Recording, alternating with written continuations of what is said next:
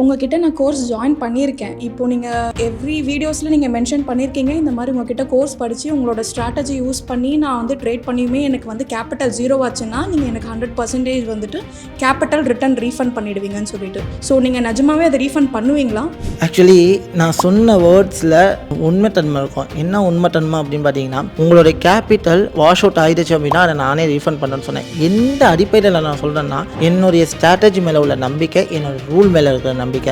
என் ரூலை நீங்கள் கரெக்டாக ஃபாலோ பண்ணி என் ஸ்ட்ராட்டஜியை கரெக்டாக யூஸ் பண்ணி மார்க்கெட்டில் உண்மையிலேயே உங்கள் கேபிட்டல் 0 ஆகுமான்னு கேட்டால் 99.9% வாய்ப்பே இல்லை. எப்போ உங்கள் கேபிட்டல் வாஷ் அவுட் ஆகும் அப்படின்னா, நீங்கள் எமோஷனலாக எடுக்கக்கூடிய டிசிஷன்ஸ், நீங்கள் டிசிப்ளின் இல்லாமல் எடுக்கக்கூடிய ட்ரேட்ஸ், இதனால் மட்டும்தான் உங்கள் கேபிட்டல் வாஷ் அவுட் ஆகுமே தவிர, நான் சொல்லிக் கொடுக்குற ப்ராப்பரான டிசிப்ளின் ட்ரேட்ஸாக இருக்கட்டும், டிசிப்ளின் செட்டப்ஸாக இருக்கட்டும், கண்டிப்பாக சொல்கிறேன் உங்கள் கேபிட்டல் வாஷ் அவுட்டே ஆகாது. அதாவது நீங்கள் வாஷ் அவுட் பண்ணுற உங்கள் கேபிட்டல் சத்தியமாக நான் சொல்கிறேன், நீங்கள் டிசிப்ளின் இல்லாமல் பண்ணக்கூடிய ட்ரேட்ஸில் மட்டும்தான் இருப்பீங்க.